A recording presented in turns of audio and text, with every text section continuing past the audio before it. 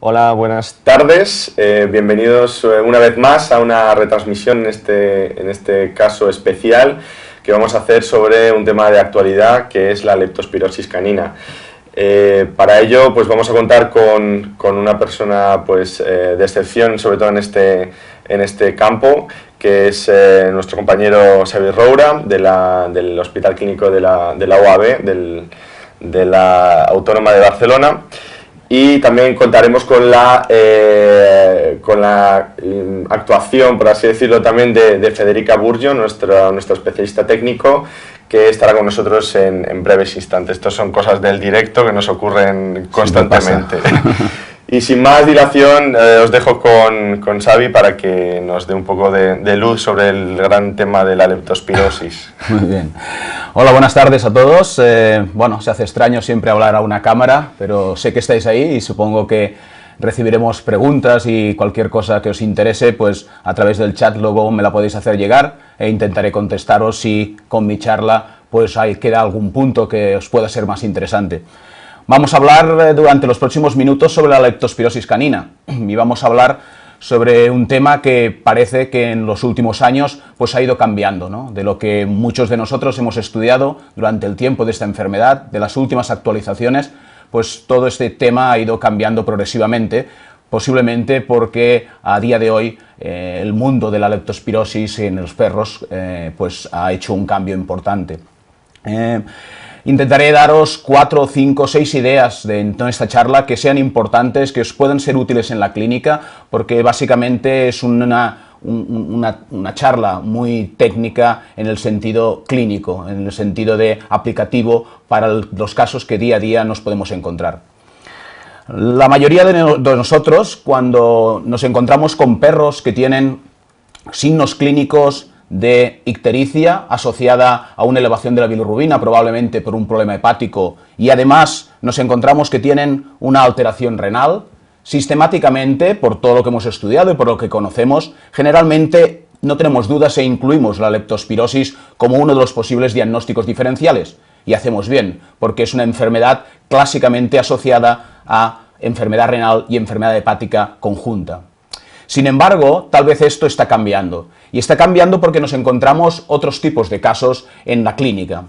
Por ejemplo, Tro es un Rottweiler de 5 años, macho no castrado, que presenta una analítica de 140.000 plaquetas, una cierta trombocitopenia, tiene una elevación de la creatinina, tiene una cierta gamapatía policlonal leve, la densidad de orina es baja, tiene proteinuria, y cuando hacemos una serología de leishmania, encontramos un título positivo bajo de 1,160. En esta situación clínica, en la mayoría de clínicas donde trabajen con signos clínicos compatibles con esta enfermedad, la leishmaniosis, muchas veces con este cuadro directamente asociamos o pensamos como nuestro diagnóstico diferencial primero la leishmaniosis canina. Sin embargo, en este caso, Tro, pensamos en una leishmaniosis, iniciamos el tratamiento, pero al cabo de unos días de tratamiento observamos que el cuadro clínico no mejora y, es más, hay un empeoramiento de la enfermedad renal. Y probablemente muchos de nosotros nos planteamos si realmente el tratamiento es el que nos está causando esta alteración renal y pensamos que probablemente el hecho de utilizar este tipo de tratamiento hace que en nuestro caso la enfermedad renal esté progresando, a pesar de que realmente es una leishmaniosis. Sin embargo, también tenemos que pensar muchas veces que a lo mejor no es una leishmaniosis canina, que a lo mejor nuestro diagnóstico diferencial incluye esta enfermedad directamente y hemos de pensar en otras enfermedades, tal vez la leptospirosis. O por ejemplo Hugo. Hugo es un labrador, macho no castrado, de 6 años, que vive en colectividad, vacunado y desparasitado correctamente y presenta de forma aguda apatía, anorexia y vómitos de forma aguda. Cuando evaluamos la exploración física y realizamos el análisis básico, encontramos, aparte de una deshidratación extrema, una analítica, como veis, altamente compatible con una alteración renal grave. Y además, con neutrofilia, volvemos a observar trombocitopenia, densidad urinaria baja, que nos confirma esta alteración renal, y una ecografía compatible con un aumento de la hiperecogenicidad renal. Es decir, que sospechamos que Hugo presenta una insuficiencia renal aguda o una enfermedad renal aguda. En esta situación clínica, con este cuadro, generalmente esto implica, en Hugo, implica una hospitalización larga. Generalmente esto va asociado a un coste económico alto, pero en este caso, después de tratamiento durante 7 días, fluidoterapia y diversos tratamientos sintomáticos, conseguimos una respuesta clínica de Hugo, una reducción de los valores de azotemia y mantenemos a este animal con un tratamiento de doxiciclina durante 3 meses y unos controles de esta funcionalidad renal. Pero ¿cuál era el diagnóstico de Hugo? El diagnóstico de Hugo, en este caso, nos salió lo único alterado: serologías de Leishmania negativas, serologías de erliquiosis negativas, no historia de tóxicos. Realmente lo que nos sale es una serología positiva de leptospira y nos sale una PCR en sangre y orina también positiva. Es decir, que nuestro diagnóstico es una leptospirosis. Esta es una de las primeras consecuencias que tenemos. Es decir, que parece que están cambiando algunas cosas y algunos serobares que hasta ahora no incluíamos en nuestro diagnóstico diferencial de la leptospirosis, como por ejemplo Leptospira copenae, ahora nos producen enfermedades realmente clásicas, enfermedad renal clásica que asociábamos a otras leptospiras o que asociábamos sobre todo a otras enfermedades infecciosas. Y esto, además, en un paciente correctamente vacunado de leptospirosis, con un plan vacunal adecuado y, por tanto, en principio, con una buena cobertura para esta enfermedad. Otras situaciones que nos estamos encontrando es, por ejemplo, Leo. Leo es un pointer, macho no castrado, de 3,5 años, que también vive en colectividad, vacunado correctamente y que presenta en el hospital por una disnea expiratoria severa. Cuando exploramos a Leo, observamos esta disnea y en la radiografía observamos un patrón peribronquial e intersticial severo, difuso, con algunas zonas de patrón alveolar, son las zonas caudales. Evidentemente es un cuadro respiratorio agudo grave. En este caso, igual que con Hugo, lo que hacemos en Leo es hospitalizarlo. Es un animal en una situación grave, en una situación extrema, y en este caso igual, después de una hospitalización larga, con un coste económico muy elevado, observamos en este caso que no tenemos la misma fortuna ni el acierto que en el caso anterior. Y en este caso no podemos tirar adelante el caso y el paciente muere.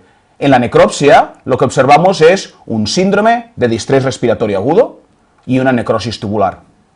Y en este paciente, al igual que en el anterior, después de realizar diferentes pruebas, cultivos, pruebas de imagen, serologías, etc., el único diagnóstico positivo que nos sale es serología de Leptospira australis positiva. Es decir, que para nosotros, en este caso, también el diagnóstico es leptospirosis. Aquí las consecuencias son diferentes. Las consecuencias son signos clínicos que hasta ahora normalmente no incluíamos a la leptospirosis, parece que pueden ser debidas a leptospirosis. Y en este caso se sabe, en los últimos años, que tanto en medicina humana como en medicina veterinaria, en perros concretamente, se observan cuadros respiratorios graves asociados a vasculitis, asociados a síndromes de estrés respiratorio en perros y en personas asociados a la infección de leptospira. Estas 4 situaciones clínicas, un caso clásico diríamos de leptospirosis, un caso que sospechamos sobre todo leishmaniosis y que al final es una leptospirosis, otros 2 casos que son realmente leptospirosis con cuadros clínicos, algunos clásicos y otros más, diríamos, poco frecuentes, nos dan básicamente 2 conclusiones. La primera conclusión clínica es que realmente está cambiando algo en nuestros conocimientos o patrones que teníamos de la leptospirosis canina.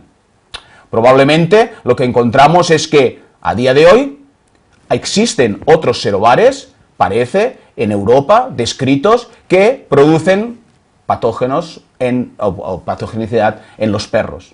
Es decir, que teníamos una serie de serobares clásicos, que era icterohemorrágica y canícola, que ahora persisten, siguen estando, seguimos teniendo casos con estas serobares, pero aparecen nuevos serobares en los cuales que no teníamos descritos anteriormente y que parecen que en el perro pueden ser importantes.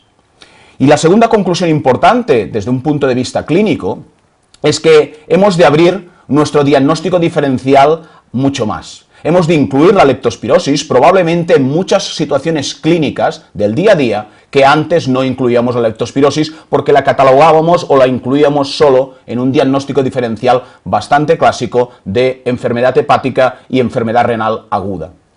En esta situación, probablemente, por ejemplo, en poliuria polidipsia, un cuadro clínico bastante clásico, bastante frecuente en perros, debemos incluir también la leptospirosis. Y probablemente no es las primeras causas donde tenemos que incluir la leptospirosis, pero sí que cuando las causas más frecuentes de leptospirosis de poliuria polidipsia no las podemos confirmar, probablemente hay que incluir la leptospirosis en este diagnóstico diferencial, porque hay cuadros de leptospirosis crónica que producen pielonefritis crónicas y que realmente lo único que nos producen es una disminución de la funcionalidad renal, en este caso una reducción de la capacidad de concentración de la orina.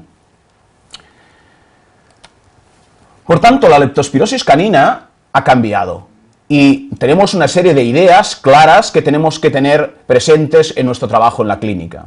Primero, que la leptospirosis es una bacteria, y esta bacteria es una bacteria espirotecal y que además tiene una gran variedad de especies, más de 20 especies, pero además de más de 20 especies, dentro de cada especie hay diferentes serobares y serovariedades que vamos a encontrar. Y cada una de estas serovariedades, algunas de ellas, más de 250 serovariedades diferentes, pueden ser patógenas algunas y algunas otras no son patógenas.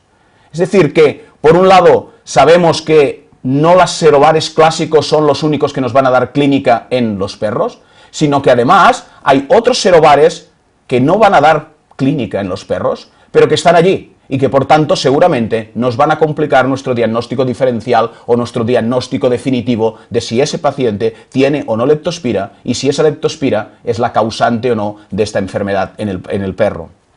Además, no hemos de olvidar que la leptospirosis es una zoonosis, y una zoonosis importante, con cuadros clínicos graves en las personas, producidas por el grupo general, que es Leptospira interrogans sensu lato.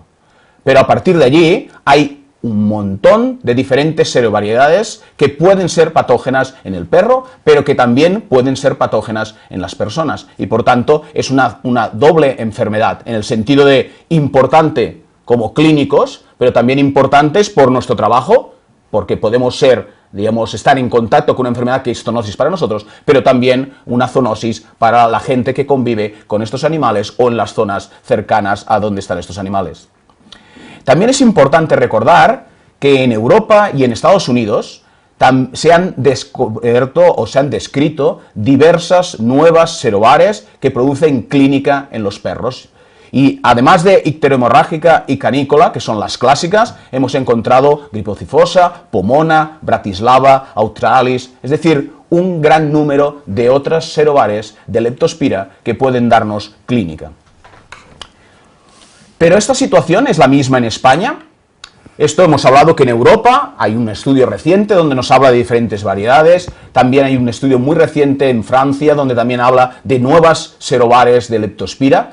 En Estados Unidos ya desde hace tiempo hay publicaciones sobre la aparición de estos nuevos serobares que dan clínica en los perros, pero en España tenemos la misma situación. Tenemos realmente poca información en España. Hay un primer estudio hecho en Andalucía en el 2009 donde ya se describen nuevas serobares diferentes a las clásicas como Balloon, St. George o Australis en carnívoros. Es verdad que en este estudio perros, aproximadamente hay unos 28 perros de un grupo de 215 animales, pero ya se describen otras serovariedades que hasta ahora no se conocían que existían en España. Y también, aunque no está publicado, distintas presentaciones a congresos, casos clínicos, en charlas, en foros de discusión, tanto en España como en Portugal, se han descrito casos de perros con signos clínicos de diferentes tipos, causados probablemente por diferentes serovariedades, las clásicas, pero también de nuevas como Australis, como Henagi, Gripotifosa, Tarosavi o Autenali. Esto quiere decir que la leptospirosis ha cambiado. Y el cambio importante es, hemos de pensar en leptospira cuando trabajamos en la clínica. ¿Por qué? Porque a día de hoy no nos hemos de centrar exclusivamente en la presencia de ictericia o en la presencia de insuficiencia renal. Probablemente hemos de pensar en leptospirosis cuando tenemos otros signos clínicos. otros signos clínicos variados, múltiples.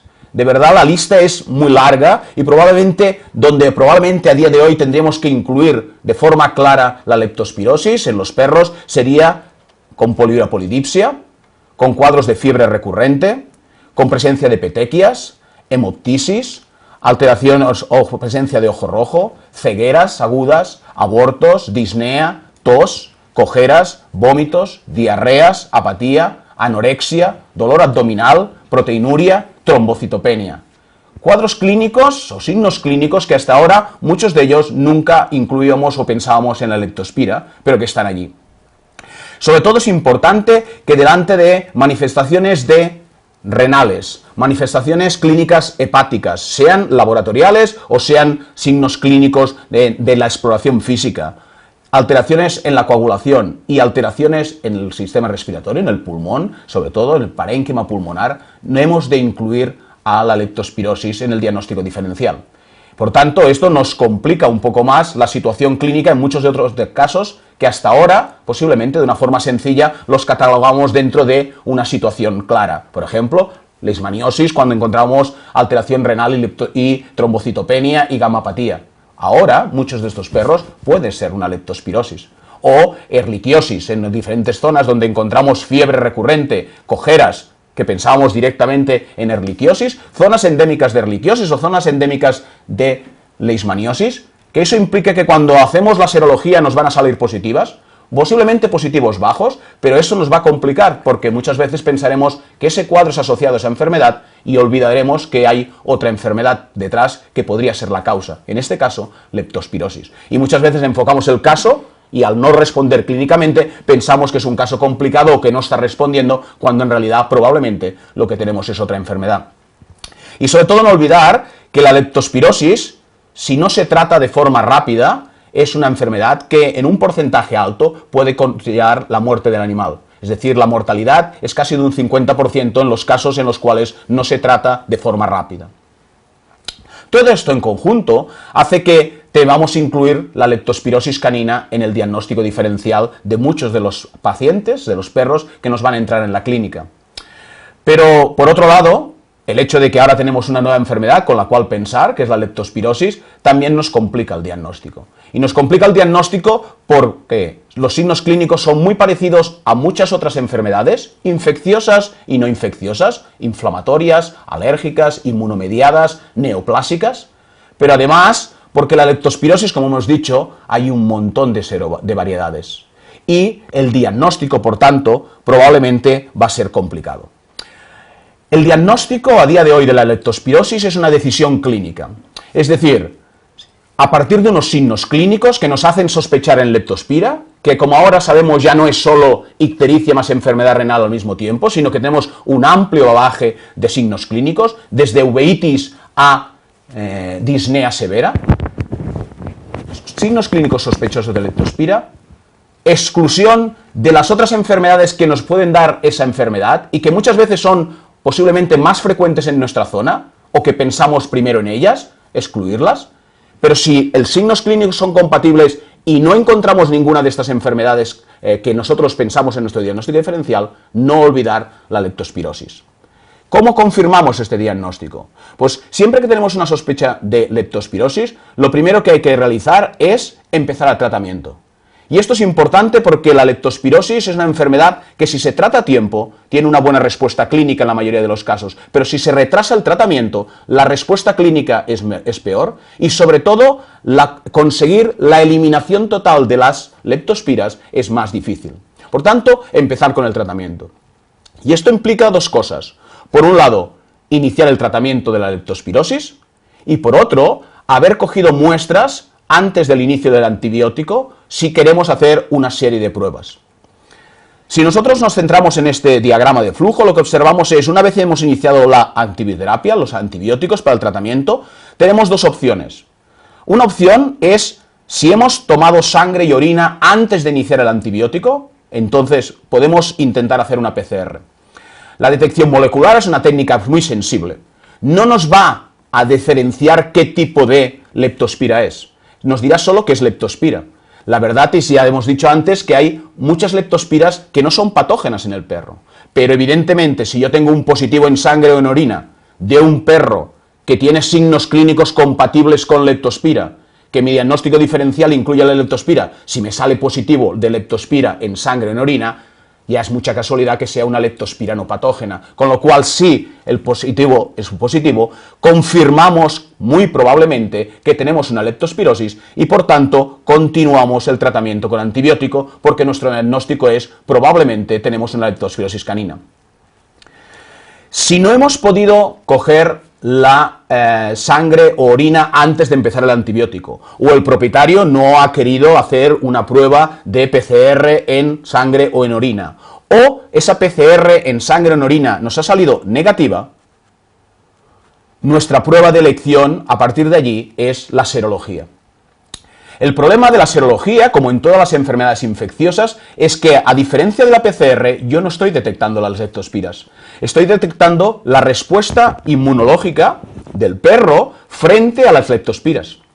Y si hemos dicho que las leptospiras están en el ambiente, leptospiras patógenas o leptospiras no patógenas, puedo tener una respuesta inmunológica y una creación de anticuerpos y, sin embargo, no ser la causa de la enfermedad que tengo en ese momento. Además, muchas de estas, o algunas de estas serovariedades, sabéis que están en la vacuna. Por tanto, en las vacunas actuales tenemos dos serovariedades, icteromorrágica y canícola, y estas pueden darnos un positivo, título de anticuerpos, que por eso lo hemos vacunado, para que nos creen anticuerpos como defensa frente a esta enfermedad. Por tanto, la serología es lo que tenemos para hacer el diagnóstico, pero lo hemos de interpretar adecuadamente. Si realmente nos sale un positivo alto, en un perro con signos clínicos sospechosos de esta enfermedad y que nuestro diagnóstico diferencial, las otras causas quedan excluidas, probablemente nos encontramos delante de una leptospira y probablemente, por tanto, hemos de mantener el tratamiento porque nuestro diagnóstico será leptospirosis canina. Es verdad que no hemos detectado el agente infeccioso, pero un título tan positivo, tan alto, incluso de una serovariedad vacunal, implica que probablemente ese animal está actuando o en ese momento tiene una respuesta frente a la infección. Si en cambio nos sale negativo, evidentemente puede ser una enfermedad. ¿Puede ser leptospirosis? Sí, porque si es una fase aguda, sabemos que los anticuerpos necesitan un tiempo en aumentar. Por tanto, puede ser que este animal esté enfermo de leptospirosis, pero en cambio sea seronegativo. Por tanto, si tenemos sospecha clínica, si no hay otras enfermedades que en nuestro diagnóstico diferencial las podamos confirmar, mantenemos el tratamiento y repetimos la serología al cabo de 15 días, 3 semanas, para ver si ha habido una seroconversión. Si ese negativo continúa siendo negativo o el título que obtenemos es un título bajo, es decir, un positivo bajo, probablemente ese animal no tiene leptospirosis y, por tanto, tendremos que buscar otros diagnósticos diferenciales.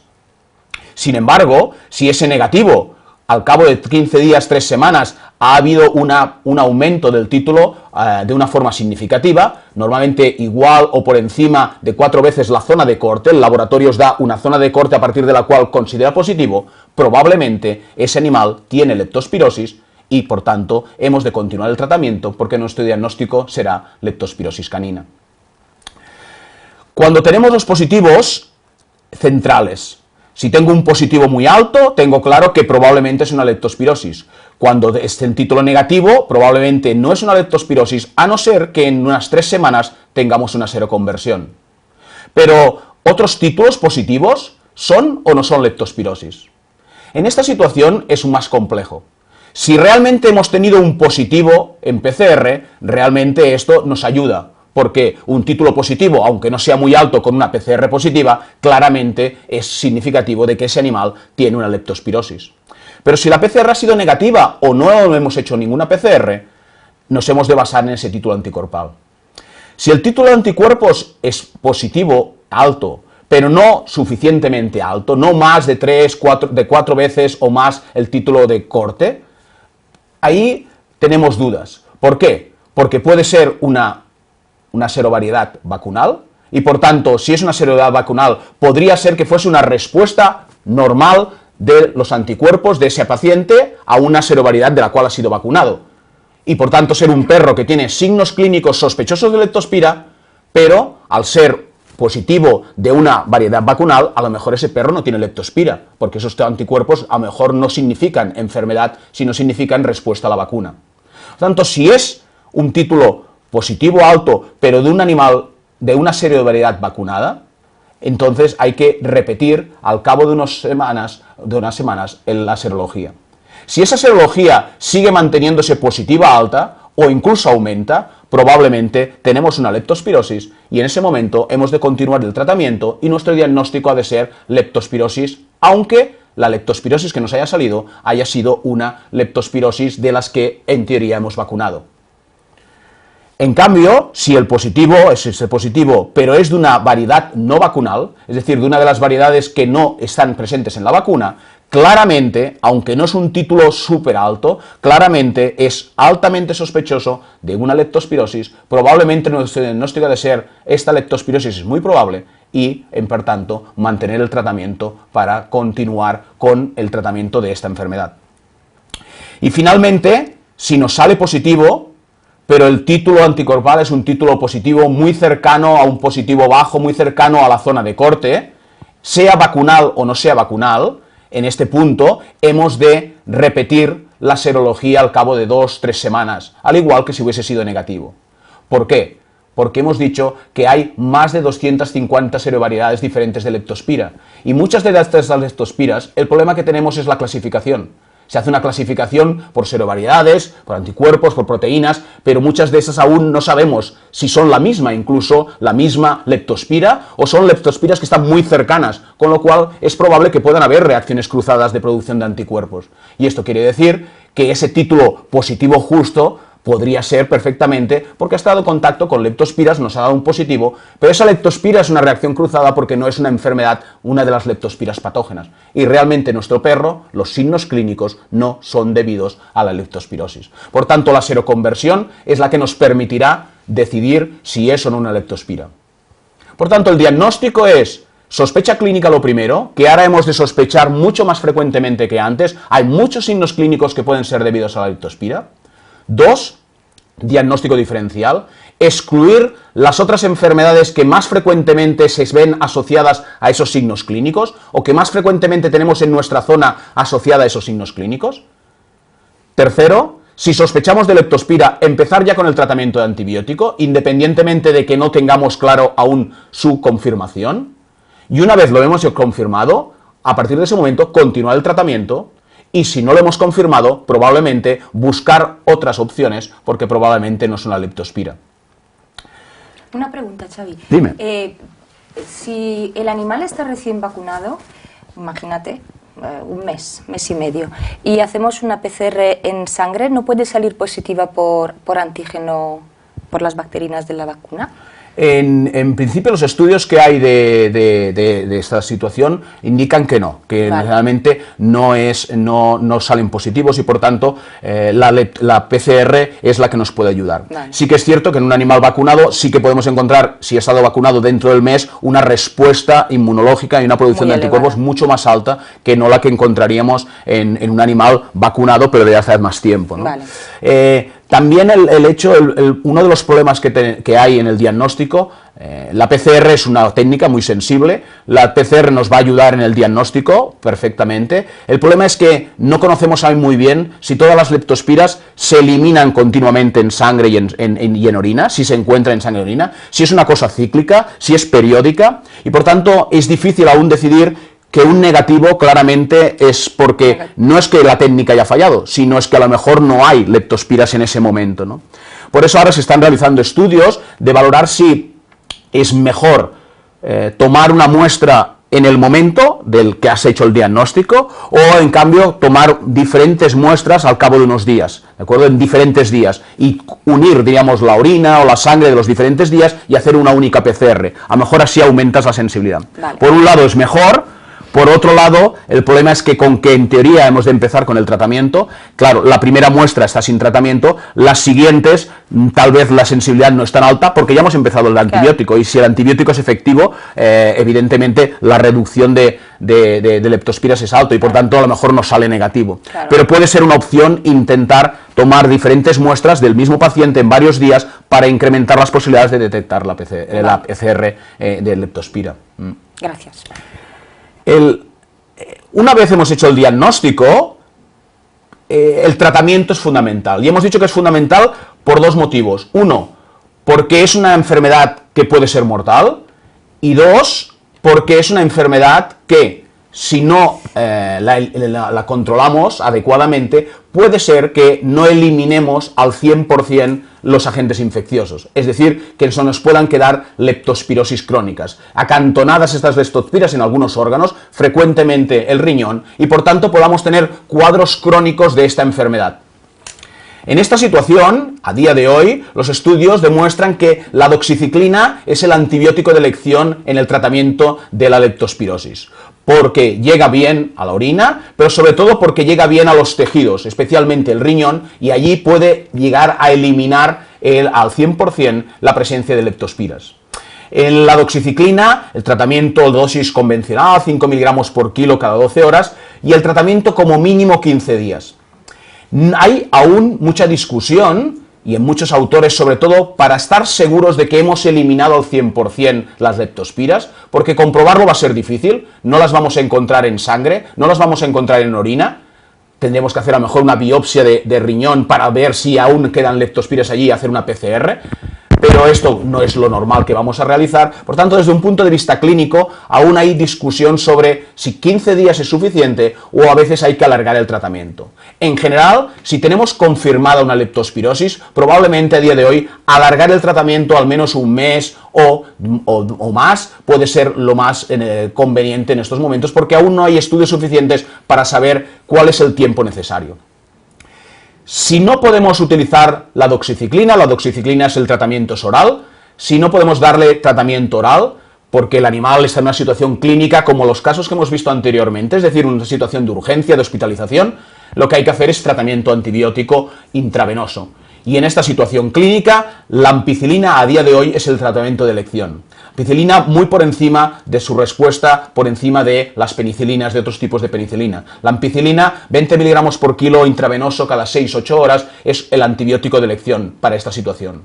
Ahora bien, una vez hemos estabilizado al paciente, una vez hemos diagnosticado la leptospirosis y una vez el paciente ya puede empezar el tratamiento oral, uno, debido a que la ampicilina oral, el tratamiento oral no es muy eficaz, y dos, el hecho de que la ampicilina probablemente no es capaz de eliminar las leptospiras en estas circunstancias, digamos, de acantonamiento dentro de algunos tejidos, siempre es recomendable realizar posteriormente al tratamiento con ampicilina, iniciar el tratamiento con doxiciclina oral durante 15 días al menos o más tiempo como tratamiento de elección para conseguir este tipo de respuesta clínica.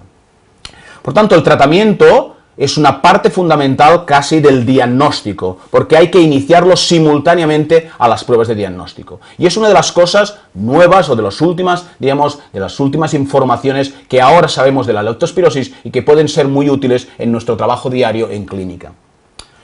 Otra de las consecuencias o de las, digamos, conclusiones o de la información que nos dan todos estos estudios recientes y también, evidentemente, la situación clínica en España de estos casos que encontramos de leptospiras con leptospiras de serovariedades clásicas, pero con cuadros clínicos en animales vacunados, o serovariedades no clásicas en animales evidentemente vacunados, observamos que ha habido un cambio. Y este cambio, evidentemente, es en la prevención. Y en la prevención, evidentemente, siempre, debido a que, uno, por un lado, es una zoonosis, y dos, es una enfermedad que tiene un porcentaje alto de mortalidad, probablemente juega un papel importante. Y en este punto, en los últimos años, lo que sabemos y lo que nos dan estas publicaciones recientes es que ha cambiado, diríamos, el panorama de las leptospiras en Europa. Ya lo vimos en Estados Unidos, y en Estados Unidos lo que se valoró es este cambio en las leptospiras que encontramos en nuestros pacientes. Necesita un cambio, en nuestro protocolo de prevención? Pues probablemente sí. Probablemente sí, porque si encontramos casos con serovariedades nuevas en animales perfectamente vacunados, quiere decir que la protección frente a estas nuevas serovariedades no parece lo suficientemente adecuada. Sí que para las serovariedades clásicas, evidentemente es una buena protección, pero todos estos nuevos casos, ¿qué podemos hacer? Sabemos que la vacunación no es perfecta, sabemos que la vacunación no te va a eliminar al 100% las posibilidades de que el paciente desarrolle una leptospirosis. Evidentemente, cada paciente tiene una respuesta, digamos, inmunológica diferente a la vacunación. Las situaciones donde se encuentran clínicas de ese paciente pueden ser diferentes. Hay zonas de una alta endemicidad de esa enfermedad, por tanto, la presión allí es muy alta y, por tanto, incluso, aunque se vacune, posiblemente pueden existir casos de esas variedades. Pero parece lógico, y lo que nos indican los estudios y la evolución en estos últimos años en Estados Unidos, y lo que parece que está ocurriendo ya en otros países en Europa, donde ya se ha empezado este tipo de prevención, es que probablemente cambiar nuestro protocolo de prevención puede ser interesante. 2 puntos a marcar. Por un lado, parece interesante con las serovariedades que han aparecido actualmente en los diferentes casos en Europa y concretamente en España, es que probablemente intentar abrir nuestro abanico de protección sobre las leptospiras puede ser interesante. Con una vacuna bivalente, con ictericia hemorrágica canícula, vemos que no cubrimos otras serovares que probablemente son patógenos, que nos están dando casos clínicos y por tanto parece que demanda una nueva, digamos, situación clínica de prevención a partir de estas nuevos serovares. Por lo tanto, posiblemente a día de hoy parece que tiene sentido el incluir más serovariedades en la vacunación de la leptospirosis. Y por otro lado, el reforzar la necesidad de la vacunación anual en esos perros en los cuales existe riesgo de leptospirosis. Evidentemente, el riesgo alto de leptospirosis a día de hoy tampoco lo tenemos tan claro porque no hay suficientes estudios epidemiológicos para saber qué serovariedades tenemos en cada una de las zonas.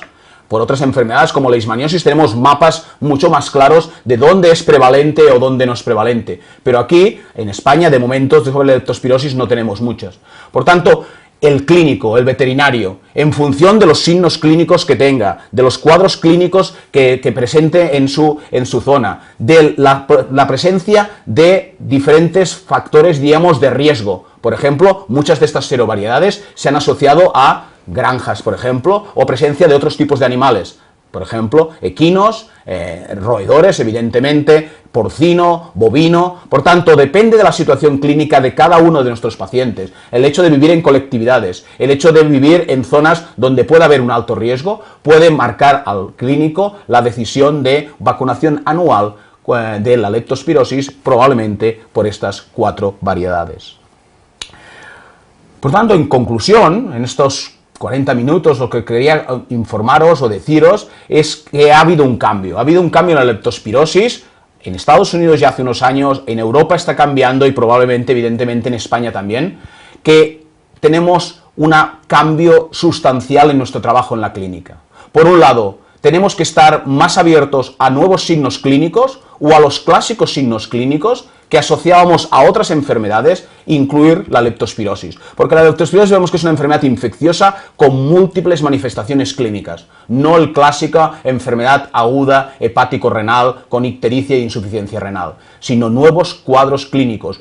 Trombocitopenia con fiebre y gamapatía puede ser perfectamente un cuadro de leptospirosis, cuando ahora posiblemente le incluíamos otras enfermedades. Segundo, que el diagnóstico, debido a que tenemos que incluirlo en más diagnósticos diferenciales y debido a que es una enfermedad que no tenemos un diagnóstico perfecto, es una decisión clínica.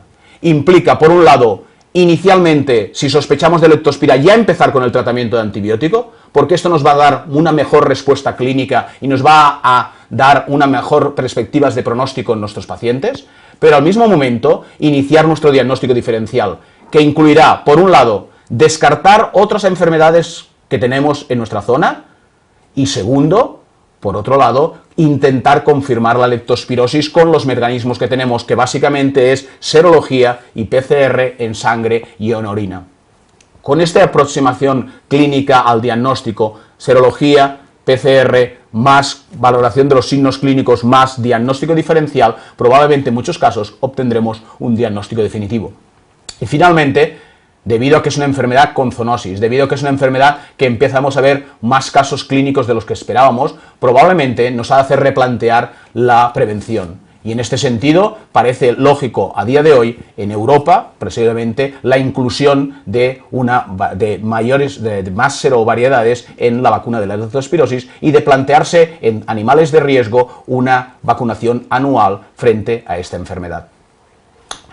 Esto es lo que quería comentaros de la leptospirosis canina, de los cambios, y bueno, como ha hecho Fede antes, que me ha hecho una pregunta, ahora pues podemos entrar un poco en debate, sea con ella o sea con las preguntas que puedan haber cuanto. Hay unas cuantas. Empezamos, como acabas de hablar de esto, justamente Diego pregunta, ¿justifica el agregar más serobares si no hay aislamiento de perros afectados con leptospiras? ¿Pueden ser falsos positivos a distintas serovariedades? Eso es lo sí, que ese es el gran problema de la leptospirosis, es que no tenemos una clasificación perfecta. Muchas de estas serovariedades son serovariedades de otras especies, por ejemplo, de otros tipos de animales, y no sabemos hasta qué punto esas serovariedades que son patógenas, por ejemplo, para los bovinos, son patógenas para las personas o son patógenas para los perros. Muchas veces no sabemos ni si son la misma, porque dan reacciones cruzadas y muchas veces no sabemos realmente si al final, a lo mejor muchas de estas variedades son las mismas, ¿no? Entonces, el hecho de aumentar, digamos, el espectro de serovariedades tiene sentido, porque con las vacunaciones actuales tenemos casos clínicos de otras serovariedades, con lo cual parece que la respuesta inmunológica que produce sí que te cubrirá posiblemente más serovariedades que no solo icterohemorrágica o canícola, pero no parece que cubra otras serovariedades que nos están dando clínica. Por tanto, abrir ese abanico de protección probablemente nos cubre las que ya tenemos y además otras nuevas que parece que no, a día de hoy, no se están cubriendo con la vacuna actual. También es cierto que esto cambia de un sitio a otro, por eso en Estados Unidos las recomendaciones de unas serovariedades en la vacuna son unas y aquí son otras. Es decir, que la recomendación de las serovariedades que se recomiendan aquí en Europa son distintas, en el sentido de que aquí la prevalencia, con los estudios que hay, evidentemente no hay estudios de toda Europa y de todos los sitios, parece que es diferente a la de Estados Unidos, por tanto tiene sentido que la serovariedad que se incluye aquí sea diferente. Pero incluir nuevas serovariedades, sin ninguna duda, ofrece en principio mejores garantías. Claro. Y luego otra pregunta, bueno, son realmente de dos personas diferentes, pero van a lo mismo. Fernando y Arantxa, los dos preguntan sobre el protocolo vacunal, porque comentan que vacunar un año, la respuesta antigénica es baja y la duración es corta, y Arantxa comenta que según muchas vacunas pues el protocolo vacunal sería cada 8 o 10 meses, según, es que depende, es claro, es que no todas las vacunas en ese sentido son iguales. Bueno, la confusión viene porque evidentemente todas las vacunas, cada vacuna tiene una producción diferente, una respuesta antigénica diferente, y por tanto la producción de anticuerpos es variable y la sostenibilidad de estos anticuerpos también es diferente. Por tanto, lo de la vacunación cada 6 meses es una cosa que ya hace años, pero es que eso depende del tipo de vacuna que utilices. Claro. Si la vacuna ofrece una duración de los anticuerpos como mínimo de 1 año, no es necesaria una revacunación cada 6 meses. Es decir, que es el tipo de vacuna el que te marca lo de 6 meses. Hay que mirar la ficha. Claro. A día de hoy, por eso, evidentemente las recomendaciones mundiales diríamos de recomendación de las vacunaciones recomiendan vacunar anualmente de la leptospirosis en los animales que sospechemos que tienen un riesgo alto o mayor de presencia de leptospira. Si no, si es una zona no endémica, una zona o un tipo de vida de un animal que tiene 0 posibilidades de vacunación, a día de hoy las recomendaciones son igual que para el moquillo o la hepatitis, de vacunaciones, una vez se ha hecho el primer año de vacunación, diríamos la entrada de vacunación, a partir de ese momento generalmente cada 2-3 años sería lo recomendable. Ahora, este tipo de vacuna en zonas donde haya, al ser una bacteria y no ser un virus, en zonas donde haya una presencia más alta, probablemente es necesaria la vacunación anual para mantener un porcentaje de anticuerpos suficiente de protección.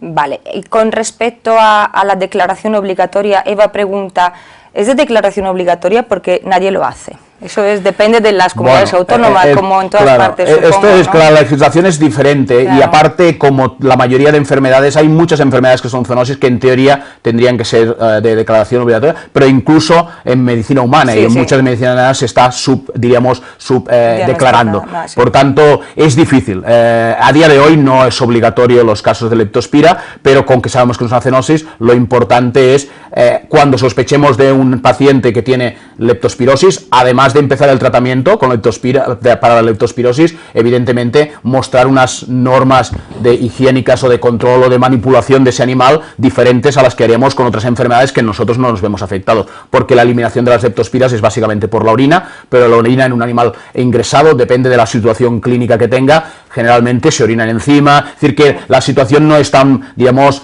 fácil de controlar y por tanto hay que estar encima, aparte depende del contacto que puedas tener con, diremos, la situación de exposición que puedas tener esos pacientes. Justamente ahí lo de esto, Eva también pregunta recomendaciones para evitar contagio a los dueños u otros perros en caso de la familia, en caso de positivo a leptospira.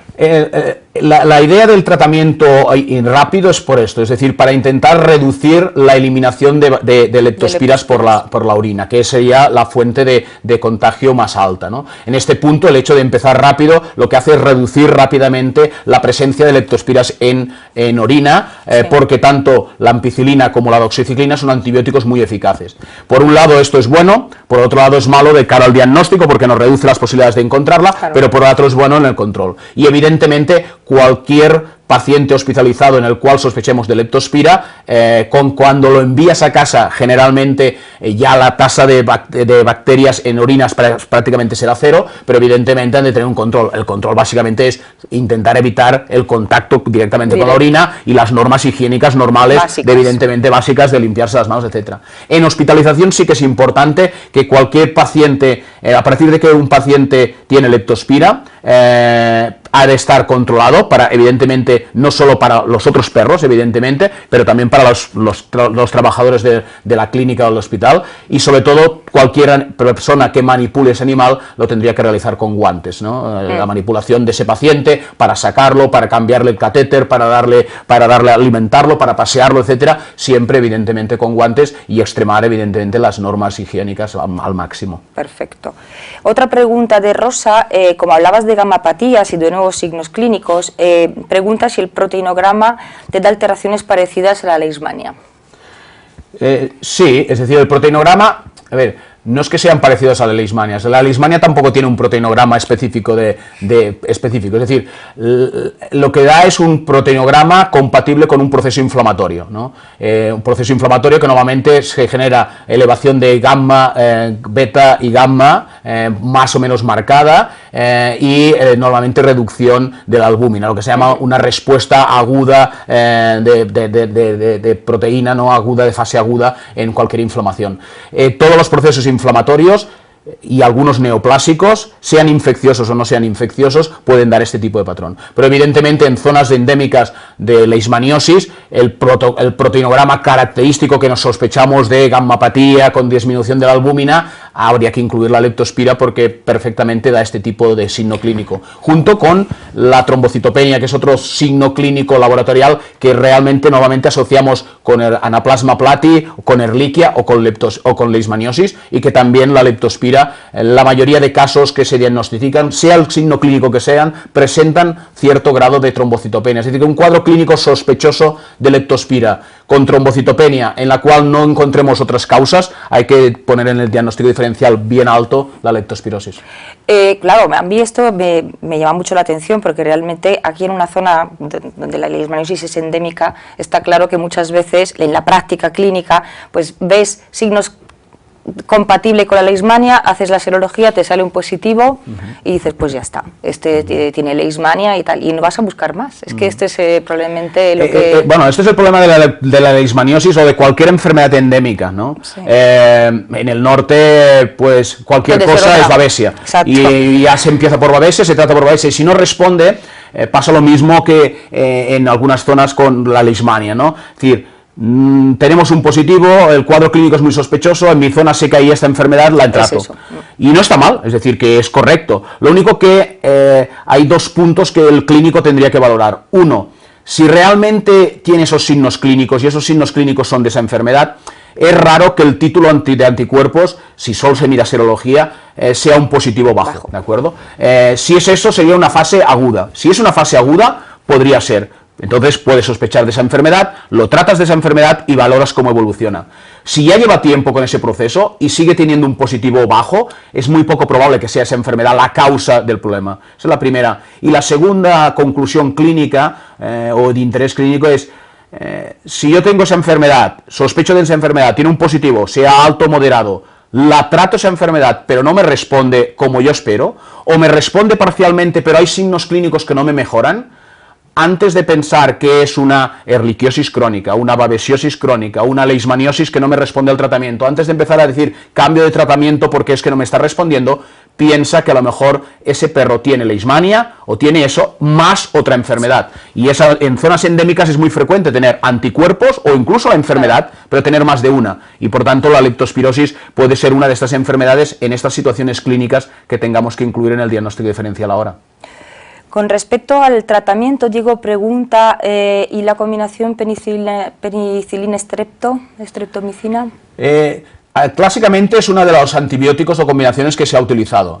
Lo que pasa es que en algunos estudios sobre, digamos, respuesta clínica de la leptospirosis, parece que la eficacia en reducción del número de bacterias es más rápido con la ampicilina que no con las combinaciones clásicas de penicilinas. Por tanto, al fin y al cabo, la ampicilina es de la misma familia y por tanto realmente estamos utilizando el protocolo, pero se ha visto que su actividad, su acción, su llegada es mucho más potente que no la ampicilina. La doxiciclina, mucho mejor, pero el problema es que la doxiciclina, a día de hoy, la mayoría es tratamiento oral, y el tratamiento oral no en todos los pacientes con leptospira lo vamos a poder utilizar. Entonces, cuando se pueda utilizar, hay que utilizarlo. Si no se puede utilizar la ampicilina a día de hoy parece lo más recomendable, pero una vez ya tratamiento oral tenga que pasarse a tratamiento oral, o se pueda pasar ya a tratamiento oral, hay que iniciar la doxiciclina porque a día de hoy es la única que parece que garantiza o puede garantizar la eliminación total de las bacterias, que no nos pueden quedar, por ejemplo, una pielonefritis crónica con un síndrome de poliuria polidipsia,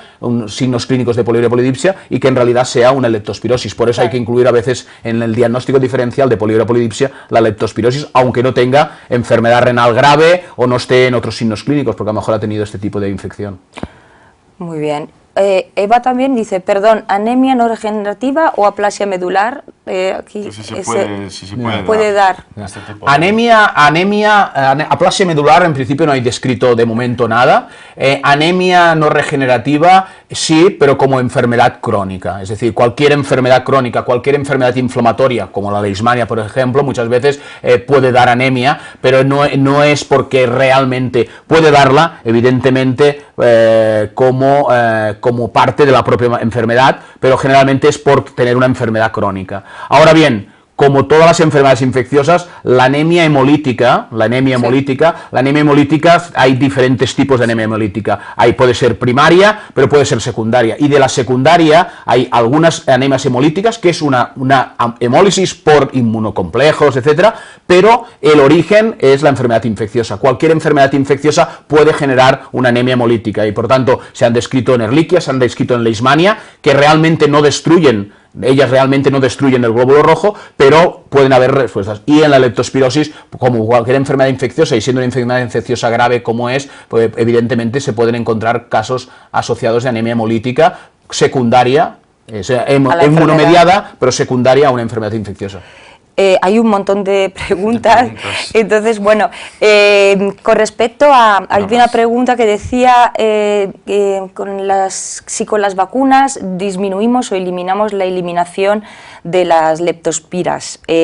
Claro, en cuanto a lo que es el riesgo zoonótico, evidentemente disminuye. Sí, con las vacunas en general eso sí que ocurre o no. Yo Claro, te puedo decir de la nuestra que sí, pero... Evidentemente lo que, claro, esto solo se puede valorar pues con los estudios, ¿no? de animales vacunados y ver que si hay eliminación o no hay eliminación. En principio los estudios que hay demuestran, tanto las vacunas bivalentes como las vacunas tetravalentes, que hay una reducción y evidentemente un control. Evidentemente, como todas las vacunas, no es 100%, y por tanto, evidentemente, aunque esté vacunado, no quiere decir que no pueda tener una enfermedad, y por eso en el diagnóstico diferencial, un perro con un título positivo alto, aunque sea de una variedad vacunal, puede ser la causa de la leptospirosis, por tanto hay que valorarla, pero a día de hoy, tanto las bivalentes como las tetravalentes, cada uno por sus diferentes serovariedades, producen una reducción clara de la presencia de leptospiras en orina, y por tanto de la posibilidad de, digamos, de ser un portador y un eliminador de leptospiras, ¿no? Es evidente que hay otras leptospiras que a lo mejor no se controla la vacuna, pero se ha visto que la leptospirosis es bastante especie específica, y por tanto a día de hoy lo que se ha encontrado en perros, la mayoría queda cubierto con las serovariedades, al menos en esta zona. Y ya creo que la última, aquí dice, Dolores, ¿un animal tratado y curado se puede vacunar después? ¿O se debe vacunar después? Tratado, curado.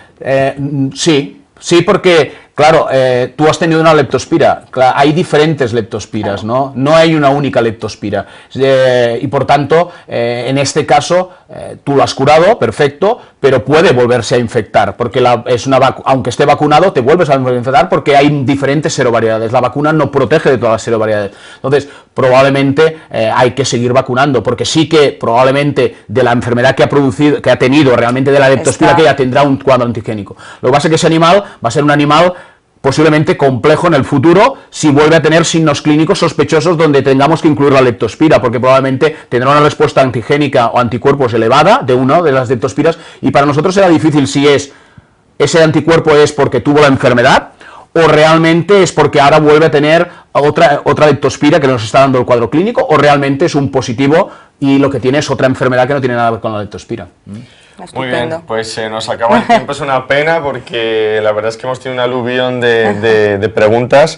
Seguramente has cometido un error, has puesto tu correo electrónico, con lo que mañana te vas a despertar con unos 345 emails seguramente. No, lo he puesto por eso, porque tampoco sé si realmente después se pueden contestar. Si se puede, pues podemos contestar alguna de estas de otra manera, me lo puedes enviar y tal. Estupendo. Y evidentemente el mail está ahí por eso. Tardo en contestar porque tengo muchos mails, pero siempre contesto.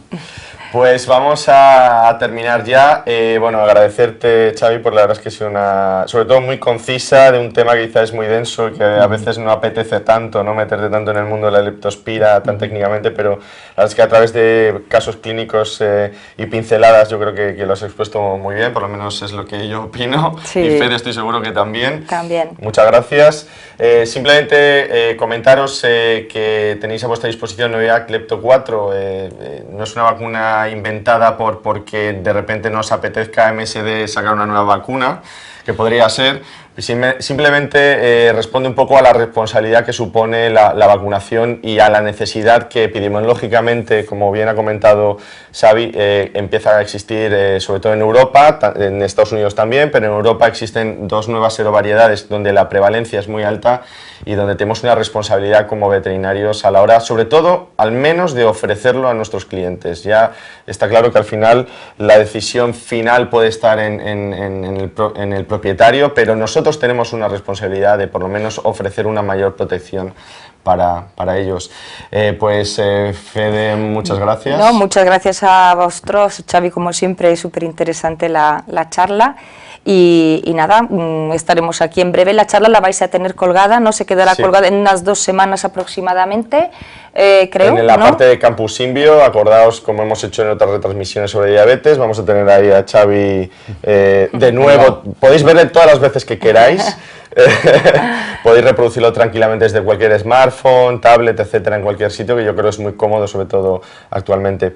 Y bueno, y él está abierto, como os ha comentado, a cualquier pregunta que podáis tener. Muchas gracias, Xavi. Contamos contigo para muchas más cosas sobre la leptospirosis, porque yo creo que el tema da mucho. Ningún problema, cuando queráis. Bueno, pues buenas tardes. Muchas y muchas gracias. Adiós. Buenas tardes.